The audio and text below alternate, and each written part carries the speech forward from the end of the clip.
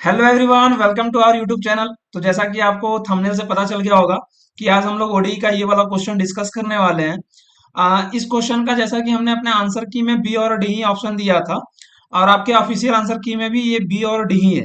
लेकिन बहुत सारे इंस्टीट्यूट का कहना है कि इसका ऑप्शन ए भी सही है। तो हम लोग इस वीडियो में देखने वाले हैं कि ऑप्शन ए को कैसे डिस्कार्ड करेंगे। इसके रिगार्डिंग हमारे पास बहुत सारे मैसेज आए कि भैया आपने बी और डी बोला था ऑप्शन, वो तो मैच कर रहा है, लेकिन हमने ए भी टिक कर दिया। क्या वो सही है या नहीं? क्या हम इसको चैलेंज करें तो क्या हमारा ए सही होगा कि नहीं? लेकिन हमने जो सॉल्व किया है उसमें मैं आपको प्रॉपर रीजन बताऊंगा कि y3 = 1 क्यों नहीं हो सकता है। ठीक है। हमने आपको प्रॉमिस भी किया था कि हम लोग अपना सॉल्यूशन डालेंगे, लेकिन इधर अपने कॉलेज में भी थोड़ा क्विज वगैरह चल रहा है, तो टाइम निकालना थोड़ा मुश्किल हो गया है। लेकिन फ्राइडे से हम लोग कोशिश करेंगे कि आपका पूरा सॉल्यूशन अपलोड करना स्टार्ट कर दे। ठीक है। तो चलिए हम लोग इस क्वेश्चन को देख लेते हैं क्या है आपका। ये क्वेश्चन था 33 आपके ऑफिशियल क्वेश्चन पेपर में जो आया है, उसका क्वेश्चन नंबर ये 33 है। ये कह रहा है एक फंक्शन है y, वो √2/3 से इन्फिनिटी टू आर पे डिफाइन है। उसका ये डिफरेंशियल इक्वेशन को वो सेटिस्फाई कर रहा है। एक इनिशियल वैल्यू दिया हुआ है y1 = 3। तो पूछ रहा है कि ABCD में से कौन सा सही है। ये MSQ टाइप का क्वेश्चन था। ठीक है। तो इस क्वेश्चन को चलो पहले मैं लिख लेता हूँ, फिर उसके बाद मैं आपका बताता हूँ कि कैसे स्टार्ट करना है। ये है 2x - y dy अपॉन में dx, प्लस में ये दिया हुआ है 2y - x इक्वल्स टू में 0। एक बार मैच कर लेते हैं हम लोग। 2x - y dy अपॉन में dx और 2y - x इक्वल्स टू में 0, और y1 इक्वल्स टू में क्या दिया हुआ है आपका? 3 दिया हुआ है। ये क्वेश्चन आपका सही है। ठीक है। अब हम लोग इस क्वेश्चन को देखते हैं कैसे स्टार्ट करना है। अच्छा देखो, वाई डैश था, इसको हमने dy अपॉन में dx लिख लिया। अब इसको हम लोग क्या लिख लेते हैं? इसको कुछ इस तरीके से लिख लो, 2x - y dy, प्लस में इसको लिख लो 2y - x dx equals to में 0। अच्छा, हमने पढ़ रखा है, हमने क्या पढ़ा है भाई? एग्जैक्ट डिफरेंशियल इक्वेशन पढ़ा है। उसमें M D X plus N D Y equals to में 0 टाइप का होता था। अच्छा, डीएक्स हमें शुरुआत में देखने की आदत है, तो चलो हम लोग लिख लेते हैं उसको उसी तरीके से। 2y - x dx प्लस में ये आपका दिया है 2x - y dy। अब देखो, ये m का काम करेगा और ये n का काम करेगा। तो हम लोग एग्जैक्ट चेक करने के लिए कैसे जाते थे? हम लोग जाते थे कि इसका करते थे डेल m अपॉन में डेल y। तो यहां से देखो आंसर आ रहा है 2। यहां से आपका आंसर क्या आ रहा है? 2 आ रहा है। और और आपका ये देखो डेल एन अपॉन में del X, sorry del N upon में डेल एक्स क्या आ रहा है आपका? ये भी 2 आ रहा है। जब दोनों सेम हो जाता तो हम लोग कहते थे ये क्या हो गया आपका? एग्जैक्ट डिफरेंशियल इक्वेशन हो गया। एग्जैक्ट डिफरेंशियल इक्वेशन हो गया, तो फिर इसके बाद क्या करते थे? इसका इंटीग्रेशन करते थे। तो x, इस वाले का m वाले का कैसे करते थे? 2y - x dx, इसका सिंपली कर देते थे। लेकिन जब हम लोग dy की तरफ जाते थे तो इसमें से वही वाला टर्म लेते थे जिसमें x नहीं हो, मतलब वो x से इंडिपेंडेंट हो। तो यहां से हमारे पास आ रहा है केवल वो -y, और ये हो जाएगा dy इक्वल्स टू में मान लो आपने c रख लिया। ठीक है। अब इसको इंटीग्रेट कर दो तो ये हो जाएगा आपका 2xy माइनस में x² / 2 माइनस में ये हो जाएगा y² / 2 इक्वल्स टू में c। ठीक है, ये आपका हो गया। अब देखो इसके बाद क्या करना है आपको? इसके बाद आपको c की वैल्यू निकालनी। c की वैल्यू निकालने के लिए आपका ये इनिशियल वैल्यू दिया हुआ था। इनिशियल वैल्यू दिया हुआ है तो यहां से रख लो। मतलब यहाँ पर x बराबर 1 रखना है और y इक्वल्स टू 3 रखना है। 2 × 1 × 3 माइनस में 1/2 माइनस में 9/2 इक्वल्स टू में c आ गया। तो यहां से आपका आ जा रहा है क्या? 6 माइनस में 10/2 इक्वल्स टू में c। 10/2 को हम लोग क्या लिख देंगे? 5 लिख देंगे। तो c इक्वल्स टू आपका 1 आ गया। c इक्वल्स टू 1 आ गया, तो यहां से आप लिख लोगे क्या? 2xy माइनस में x² / 2 माइनस में y² / 2 इक्वल्स टू में 1। इक्वल्स टू में 1 लिख लोगे तो यहां से क्या आया आपका? 4xy माइनस में x² माइनस में y² इक्वल्स टू में 2 आया। एक बार मैच कर लेते हैं। 4xy माइनस में x² माइनस में y² इक्वल्स टू में 2 हो गया। तो यहां से क्या करेंगे हम लोग? इसको थोड़ा सजा के अच्छे से रख लेते हैं। तो ये हो जाएगा x² प्लस में y² माइनस में 4xy प्लस में 2 इक्वल्स टू में क्या हो गया आपका? 0 हो गया। ठीक। अब हमसे पूछा क्या है? क्वेश्चन देखो क्या कह रहा है कि y3 और y2 की वैल्यू बता दो क्या है हमारे पास, और y डैश के बारे में बता दो। अच्छा, y डैश के बारे में पूछ रहा है आपको। पहले इसको y के फॉर्म में लिख लेते हैं, y को x के फंक्शन के रूप में लिख लेते हैं, फिर उसके बाद आगे हम लोग बात करेंगे। तो देखो इसको हम लोग क्या लिख लेंगे? y² माइनस में 4xy प्लस में टू प्लस में एक्स स्क्वायर इक्वल्स टू में क्या हो गया भाई, ये जीरो हो गया। यहां तक तो कोई प्रॉब्लम नहीं। अब देखो इसको क्या करेंगे हम लोग, y का वैल्यू निकालना है तो यहाँ पे श्रीधराचार्य सूत्र निकालो।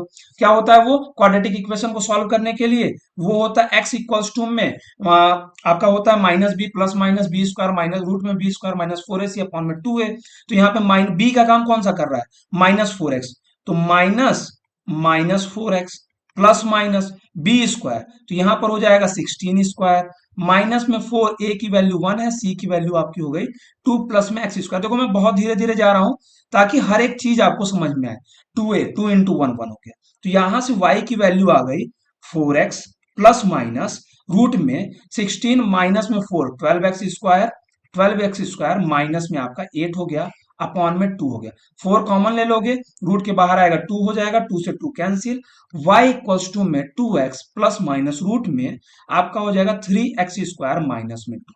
ये हो गया आपका y का वैल्यू। अच्छा, अब हमारे पास यहां पर देखो एक इनिशियल वैल्यू दिया हुआ है, क्या दिया हुआ है, y1 इक्वल्स टू 3।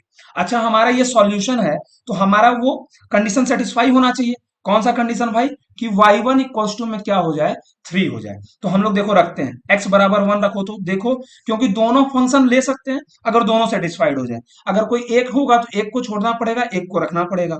तो y इक्वल्स टू में 2 into one plus minus root में 3 माइनस में 2। तो देखो यहां से वैल्यू आ रहा है 2 प्लस माइनस रूट में 1, दैट मीन्स कि 1 आ रहा है। ठीक है, दैट मीन्स 1 आ रहा है। अच्छा, ये y1 की वैल्यू हम लोग चल रहे हैं भाई। अब देखो y1 की वैल्यू 3 दी हुई थी, तो यहां से दो चीजें आ रही है y1 की वैल्यू। एक तो आपका आ रहा है प्लस लेने पर क्या आ रहा है आपका 3 आ रहा है, और एक बार माइनस लेने पर आपका क्या आ रहा है 1 आ रहा है। अब यहीं पर क्या हुआ, बहुत सारे बच्चों ने क्या किया होगा, यहां पर वैल्यू रख दिया होगा। कहां पर वैल्यू रख दिया होगा, इस वाले जगह पर, इस वाले जगह पर वैल्यू रख दिया होगा। यहीं पर उनसे गड़बड़ी हो गई कि दो दो वैल्यू आ रहा था, उन्होंने सोचा कि कोई एक तो मैच हो गया, हमारा काम हो गया। यहीं पर उनसे गलती हो गया। हमें आना कहाँ था, y के बारे में पूछ रहा था, y डैश के बारे में पूछ रहा था। हम पहले y बराबर निकाल लेंगे कि कौन सा वैल्यू आ रहा है। अगर दोनों आ रहा है तो ठीक है। हमने फिर यहाँ पर क्रॉस चेक किया कि हमारा जो इनिशियल वैल्यू दिया हुआ था वो किस पर सेटिस्फाइड हो रहा है। तो यहां पता चला कि प्लस वाले साइन लेने पर हमारा जो आ रहा है, जो हमारा क्या हो रहा है, ये वाला 3 आ रहा है। मतलब हमें कौन सा चीज लेना है, वो लेना होगा y इक्वल्स टू में 2x प्लस रूट में 3x स्क्वायर माइनस में 2। ये हमारा एग्जैक्टली y हुआ। अब इसके बारे में हम लोग बात करने वाले हैं। सबसे पहले क्या हमारा डिफरेंशियल इक्वेशन देखा हमने, वहां से y के बारे में निकाला। दो पॉसिबिलिटी दिख रही थी, एक पॉसिबिलिटी यहां से क्या हो गई, हट गई। अब हमारे पास केवल एक फंक्शन बचा। इसके बाद तो बच्चों वाला खेल है यार। आपसे पूछा क्या है, आपसे पूछा क्या है, आपसे पूछा है y3 की वैल्यू और y2 की वैल्यू। अच्छा, y3 रखो, तो यहाँ पर y3 रखो, तो जैसे ही आप 3 रखोगे, अब यहाँ पर y3 की वैल्यू निकालोगे, 2 इंटू थ्री प्लस में रूट में 3 इंटू थ्री का स्क्वायर माइनस में 2। तो यहां से आ जाएगा 6 प्लस में यहां से हो जाएगा 27 माइनस 2। तो 6 प्लस में क्या आ गया 5 इक्वल्स टू में 11। अगर यहीं पे जब माइनस वाला लेते आप तो 6 माइनस 5 हो जाता, 1 आ जाता। और बहुत सारे बच्चों ने ए इसीलिए टिक कर दिया था।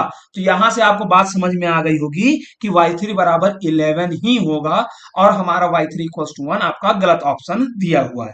ठीक है, अब यहां से y3 बराबर 11 तो मैच तो नहीं हुआ भाई। अब अगला क्या क्वेश्चन पूछा, y2 बराबर क्या होगा, y2 बराबर में क्या होगा।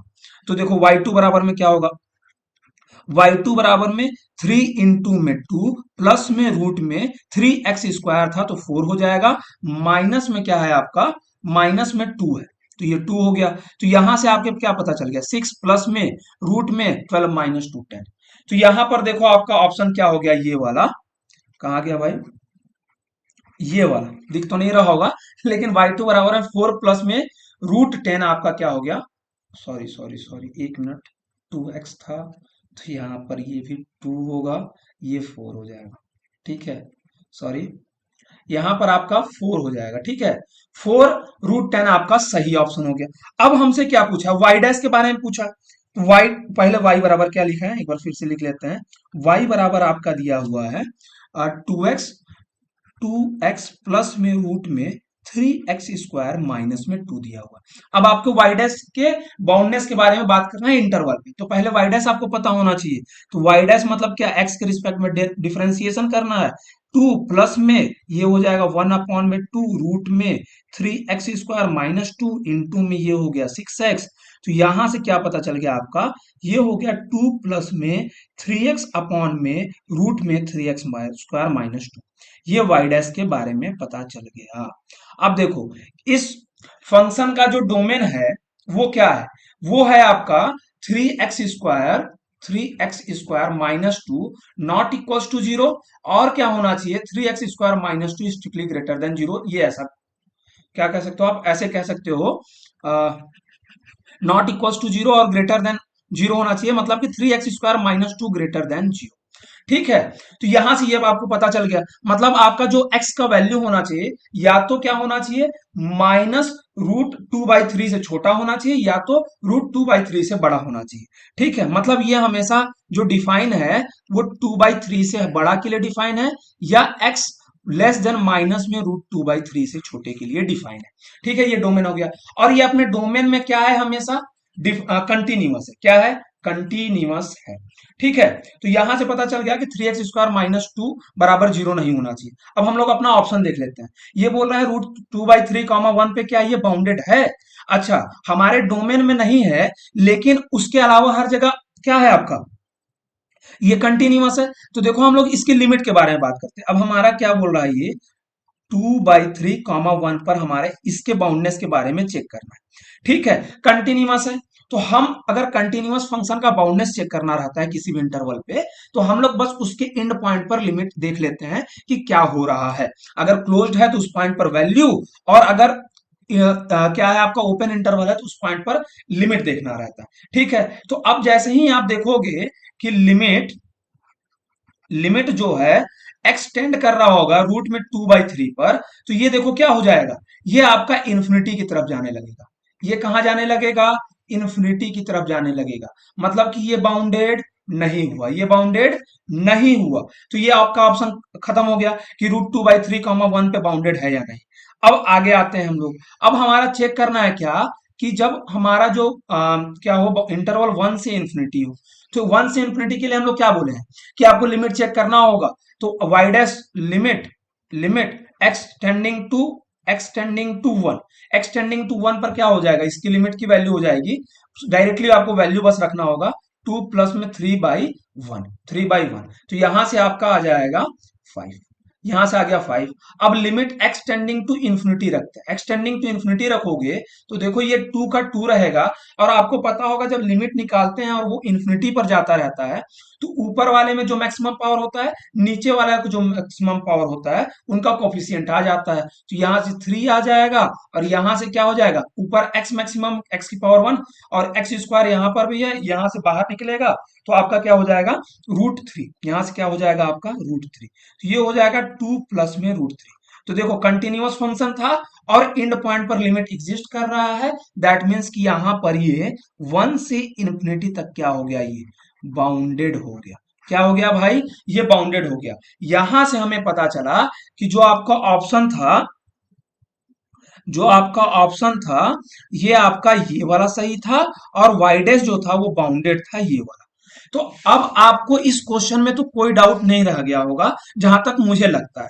ठीक है, और भी आपको सारे सॉल्यूशन हम लोग फ्राइडे की इवनिंग से हम लोग प्रोवाइड करना स्टार्ट कर देंगे, और आपको 2 से 3 दिनों में लगभग पूरा सॉल्यूशन आपको इस चैनल पर मिल जाएगा। ठीक है, तो और भी सॉल्यूशन को देखने के लिए हमारे चैनल को सब्सक्राइब कर लीजिए। मिलेंगे हम लोग अगली वीडियो में, तब तक के लिए बहुत बहुत धन्यवाद।